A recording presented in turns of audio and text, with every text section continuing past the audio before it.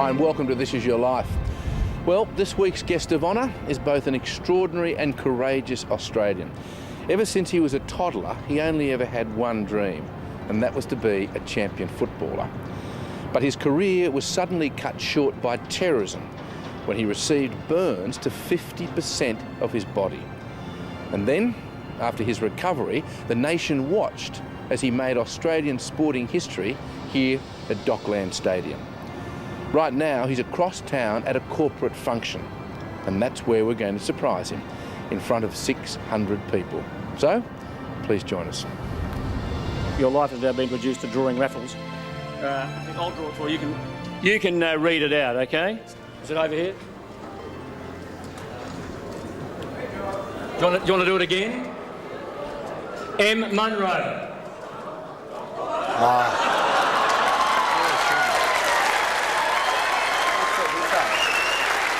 Not very nice. Hey, Jason, do I shake your hand? Yeah, you're right. Well, you might wife us up to something. Oh, really? It's an awful position to be in, Jason, isn't it? Oh. Jason McCartney, this is your life. You're an inspiration. You have truly become the public face of all the Bali survivors, and we're very proud of you. Thanks, mate. Yeah. Well. That was a very nice reaction, I must say. I don't know what it is. That's a big rap out there. Standing ovation. Well, Here you go. I didn't have any idea of that.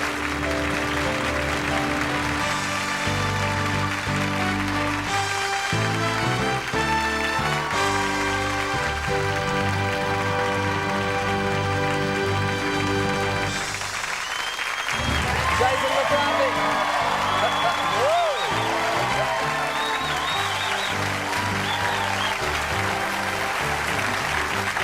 Jason, you've only got to be here in the studio to know just how many fans you really do have, and how much people respect you, and how you've earned that respect. And one of your chief followers is right behind these doors. Ladies and gentlemen, please welcome Federal Labor leader Simon Crean.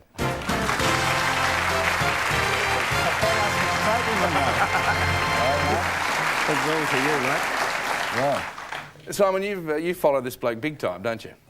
Great player for the Kangaroos. Courage, loyalty and honesty. He was a great player. But I guess the time that I remember most was when I saw him on the hospital bed. Yeah. Hardly could move. Narissa was there. She was fantastic. But he said he wanted to do three things. He wanted to play footy again. He wanted to meet his marriage date, and he wanted to get back up fishing in the Gulf of Carpentaria, as I remember, because you had this big picture on the wall of the fish that you caught. Now, he got married, he played again, and what a fantastic game. Now, I don't know whether you've had a chance to get up fishing again or not. Not yet, mate, not yet. Simon, thanks for coming in. My pleasure. Appreciate it. Thank you. Take a seat over there, Simon. Thanks. Thank you. And we'll be straight back after the break when we begin the Jason McCartney story.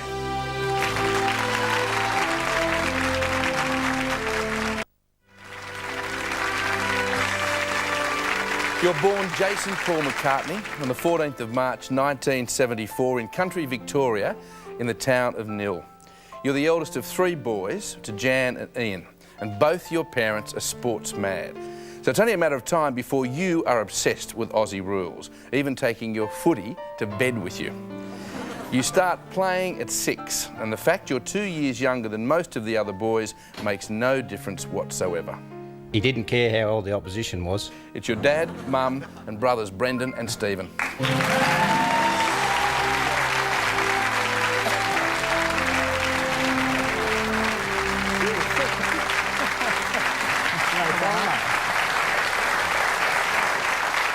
How'd you pull this one off? Mr McCartney, you and Jason even played together, didn't you?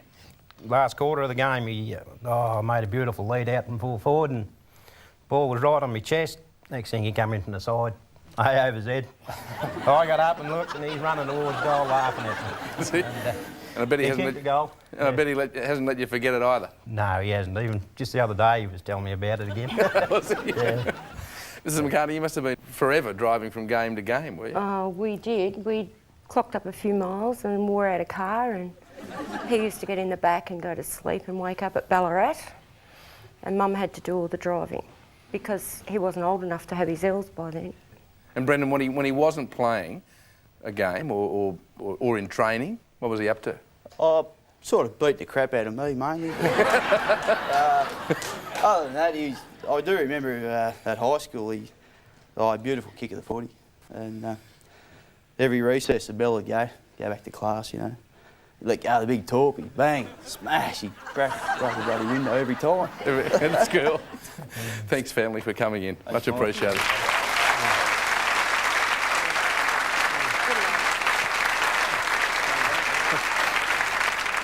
Jason, you prove yourself as an all-round sportsman, and at 14, selected to play for your local district schoolboys team on reputation alone. Well, the following year, you're selected again, and this time as captain.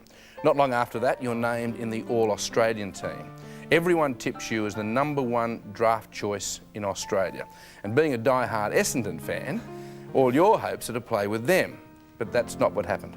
No, couldn't be any further from the truth, I suppose. Watching Collingwood and Essendon in the 1990 grand final, barracking my heart out for Essendon, and less than a month later, I was drafted to Collingwood. Yeah. Well, at 16, you leave your family in nil for a future with the Magpies here in the big smoke of Melbourne. And tonight, President of the Collingwood Football Club, Eddie Maguire, sends this. Jason, congratulations on tonight. I hope you're having a fantastic time. We at Collingwood are delighted that you were at our club for a period of time, and that the game now between Collingwood and the Kangaroos, your first team and the last team you played for, that each year the 44 players on the ground play for the Jason McCartney Trophy, and that is to represent the player who is the most courageous on that particular game. It's a fitting tribute to you and also to the clubs that you've represented over the years. Have a great night and congratulations on everything. You're only 17 when you play your first senior game, and over the next 3 years establish yourself as one of the club's top players. Then in 1995 you joined the Adelaide Crows for 2 years before moving to North Melbourne and the Kangaroos. And your coach Dennis Pagan is here along with teammates Mick Martin and Corey McKernan.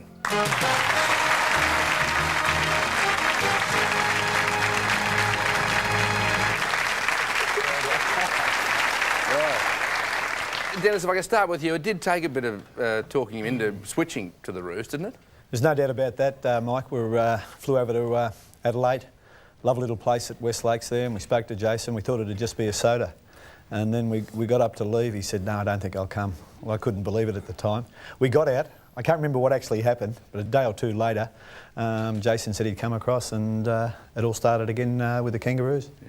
And Mick, you and Jason are extremely close mates. He's very much a fanatic in football, Jace was. He was very meticulous with his protein shakes and sports bars, telling me all the ingredients and what it does to you. But he's certainly a credit to himself. He was very reliable and courageous playing down back, and it was a pleasure to work with him. Yeah, yeah. And Corey, of course, he's very, very meticulous too about his training, isn't he?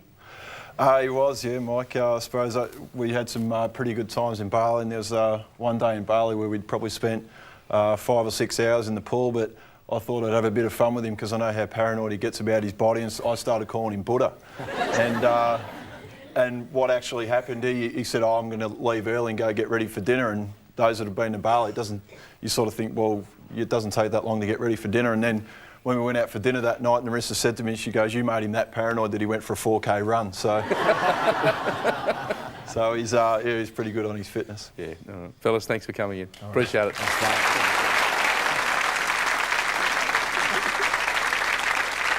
And after the break, Jason McCartney misses the game of a lifetime. Don't be afraid to let them show your true colours, your true colours. Welcome back as we celebrate the life of former Kangaroos football star Jason McCartney. Jason, in 1999, everything is falling into place for both you and the Kangaroos. But then, just 2 weeks before the grand final, you're suspended for 4 weeks for striking. You miss out on playing the grand final that your team actually goes on to win. Also there, and spare a thought for Jason McCartney. Yeah. Jason McCartney missed out with suspension. Must have been tough missing out on that game of all games. I look back now, Look, at the time, I thought that was the worst thing that was ever going to happen to me. I was a fair way off the mark. Yeah, so I guess, it's a whole new re-evaluation, huh? Oh, look, it balances, you balance life up with things that have happened since, but yeah, I've got no regrets now, but at the time I certainly did. Well, at 27, while celebrating your 150th AFL game, you meet the girl you'll eventually marry. And here's your beautiful Narissa now.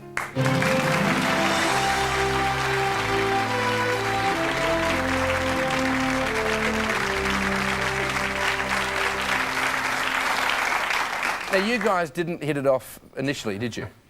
Not exactly, Mike. We actually met in a bar, and after many drinks, Jace explained that he was here visiting family.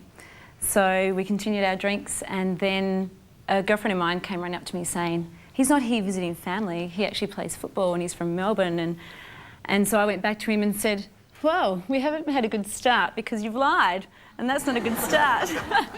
And then he profusely explained that his family actually were here watching him to play football. So he hadn't told a fib? No, not really. Jason, you remember that night? Yeah, I do. And I'll never forget it. And I wasn't lying, my family was there.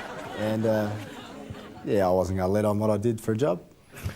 Is that because is he a modest sort of bloke? He is very modest, actually, yeah.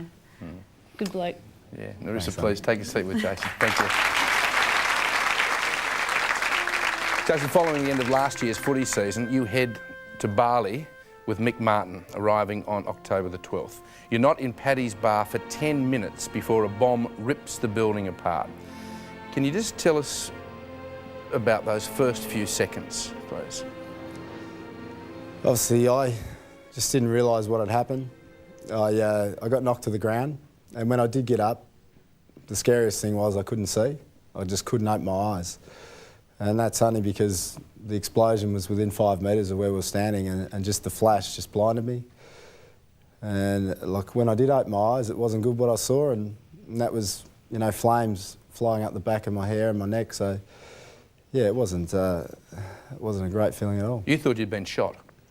I did initially, because I'd never been hit that hard on a footy field, and it did flatten me. And getting up, and you just didn't know what happened. There was so much mayhem there. It just was so surreal and unbelievable. Terrified and in a daze, the second bomb outside the Sari Club goes off just before you somehow manage to find teammate McCartney. You have no idea just how bad your injuries are until Mick delivers you to hospital. And there were plenty of injuries, weren't there? Yeah, there were. Mick at the time, just so grateful for Mick. You look back now and some of the things we said to each other were pretty naive, and we were just checking each other out, how do we look? Look, I said to Mick, nothing's changed with you, because just have a look at him, he's fantastic. For me, his remarks were, you look a little bit burnt, but we didn't know anything about burns. In his wisdom, we tried to run up the road, and look, we got on the back of a couple of motorbikes and back to the hotel, which was the best way out of there. But you had 50% burns to your body, perforated the eardrums, yeah, and the shrapnel? Yeah, I didn't know. I knew I'd been burnt on the neck. I didn't know about my legs at the time. I suppose the hands only became apparent when I clasped onto the guy who was riding the motorbike. And when I saw what they looked like, I didn't want to look at the rest of my body because I was pretty frightened. For the first 14 hours, you're under constant vigil by nursing staff. It is a desperate race against time and infection. You're first evacuated to Darwin, where your own father doesn't even recognise you. And by the time you reach hospital here in Melbourne, your condition has been upgraded from serious to critical. But your fitness, your will to win, and your determination to marry this beautiful girl keep you going. And Bali victims like Peter Hughes and Leanne and Samantha Woodgate now use you as their benchmark for inspiration.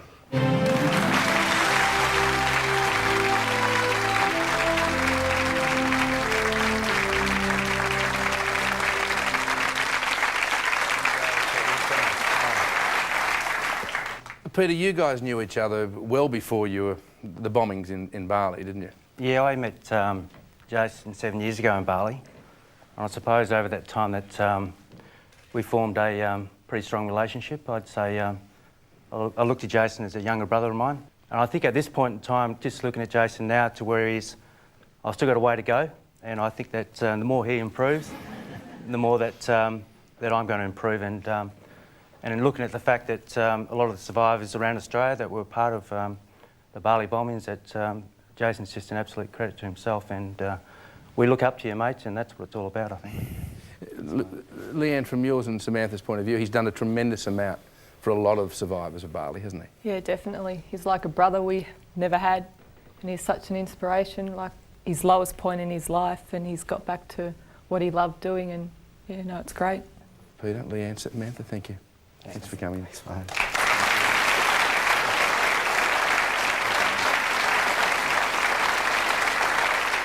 And after the break, Jason achieves that goal and marries his sweetheart. Hey Jace, well, we didn't meet under the best of circumstances because we met due to the Bali bombings, but it goes to show that from a negative, positives can come, because I've found a great friend in you. You've been a great mate, and you've had me over for dinner because you know I can't cook, and you cook up a mean chicken tonight. And we've had great conversation, which has made me realise what a great person that you truly are. You're so strong, and I admire that strength, and I really thank you for speaking on behalf of us as a family that was affected by Bali. You're a great guy, and I wish you all the best for the future.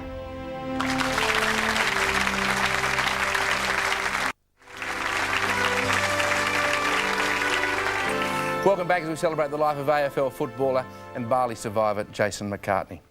Jason, after coming so close to dying in Bali, you marry Narissa just 2 months after the bombings. Your next goal is to get back to football. Well, it seems the whole nation is behind you as you drive yourself mentally and physically to get back onto the field. And in June, after 8 heartbreaking months, you once again earn the right to run on with the Roos, even setting up the winning goal against Richmond. Kick inside the 50, McCartney behind. McCartney has taken the mark. And listen to that roar. Jason McCartney knows how to trick them.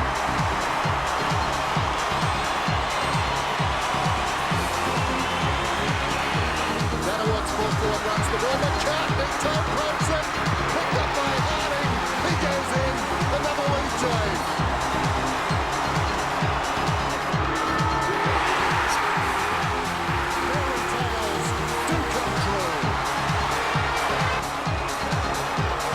Yeah, I suppose this is no better time than I think I've used up every inch of my determination through my fitness and I suppose mental effort, and I find it fitting now that I'll hang the boots up as of tonight and go out on a great note. Because I'm spent, it's been a tough time, but that's enough for me, mate.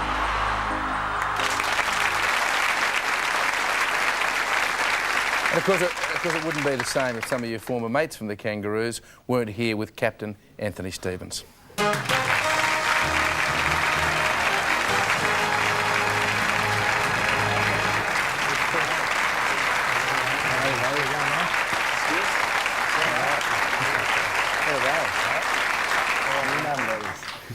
Anthony, not many people know what he went through, well, physically and mentally, but mainly physically, to get on the field for that game, do they?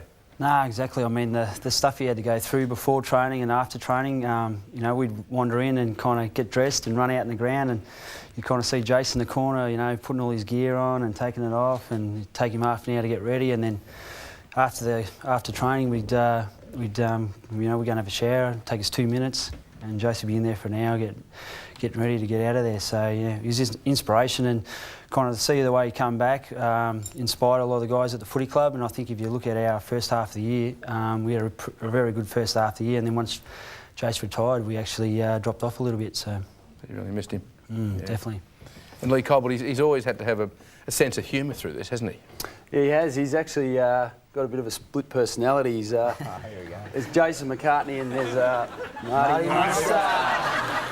And here, just for you, Jason, is the real character, Marty Monster.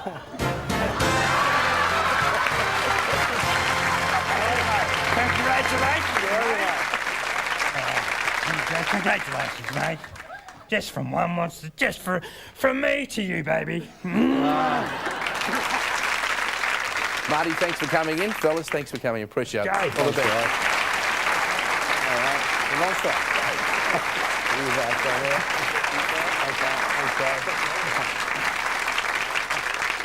Jason, you're the first to praise the dedicated and tireless medical staff who stood by all the Bali victims.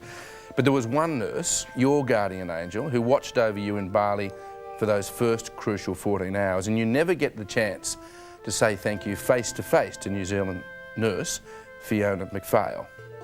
Until now.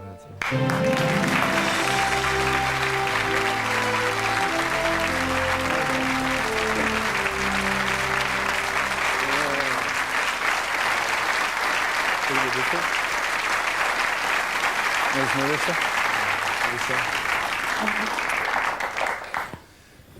Fiona, it really was touch and go for Jason, wasn't it? Yeah, it was. I was holidaying in Bali, and along with myself, my husband and a couple of friends, we went along to the hospital.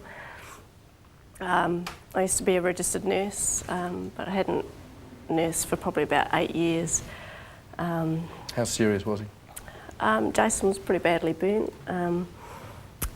I knew from burns victims that they could initially survive their burns, but that infection could get them a bit later, and the conditions we were working in, I mean, were pretty atrocious. Jason had been to surgery, but he didn't have any dressings on him, so I did the dressings for him. He was amazingly stoic through that. I probably lost it more than him, I think. Really? He just was so uncomplaining. And then, of course, we got back to New Zealand and the information just stopped. And it was really frustrating. The last I'd heard was that he'd actually deteriorated. When he went to critical? Yeah, that's probably the last I heard. And then months later, I got a card in the mail and saw Jay McCartney on the back of the envelope and sort of thought, who's that? And opened it up, and there was a photo of him on his wedding day, and it was just so wonderful. Yeah. Thank you. How important was this girl to you at the time, Jason? She was everything. Look, it was so hard for everyone there under trying circumstances. Everyone did their best, but yeah, look, I was lucky I had Fiona, and she was there all the way through. And yeah, I don't know whether I'd be here if it wasn't for her. Yeah, it's great to finally meet And you. it's so nice to see what you look like. Hey, you didn't like the frizzy hair. Fiona, thanks for coming all this way. Thank you.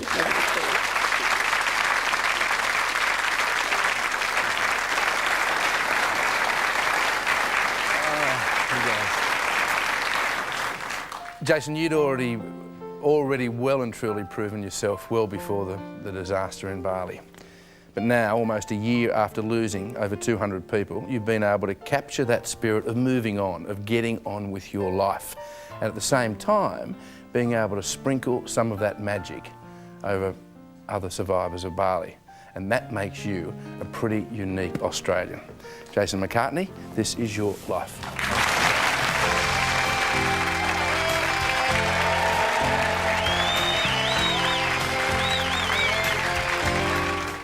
Next on 9, Russell Crowe and his band, Tony Bennett and Katie Lang, and a live House of Bulger. All this and more on the Grand Final Footy Show from the Rod Laver Arena.